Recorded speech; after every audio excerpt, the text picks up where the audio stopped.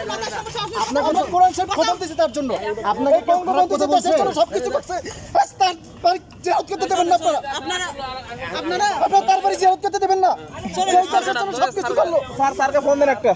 এই দেশের জন্য যে সবকিছু করলো, তার কবরটা জিয়ারত দেওয়া যাবে না আজকে। আমি তার জন্য কোরআন শরীফ খতম করছি। হ্যাঁ, আমি জিয়ারত করতে আসছি। আমি বঙ্গবন্ধুর জন্য কোরআন শরীফ খতম করছি। কথা বলুন না। আমি বঙ্গবন্ধুর কবরটা জিয়ারত করা যাবে না আজকে।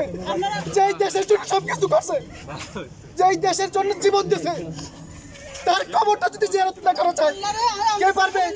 এই 15 আগস্ট তার কবরটা জিয়ারত করা যাবে না। এখানে কি জিয়ারতের উদ্দেশ্যে? আমি জিয়ারতের উদ্দেশ্যে আসছি। আমার পরিবার সহ এই ছেলে দেখো না, কবরটা এখানে না। সে ছেলে নিবা তার বাড়িতে আজকে এইভাবে নির্মমভাবে 15 আগস্ট শহীদ করা হয়েছে। আমি আজকে তার জন্য কোরআন শরীফ খতম করছি, খতম দিয়েছি। নির্মমভাবে যারা 15 আগস্ট তার সব পরিবারকে শহীদ করছে, এই দেশের জন্য ব্রিটিশরা তারা এই ব্রিটিশদের বিরুদ্ধে আন্দোলন করছে, এই ব্রিটিশরা আবার এই দেশটা দখল করছে।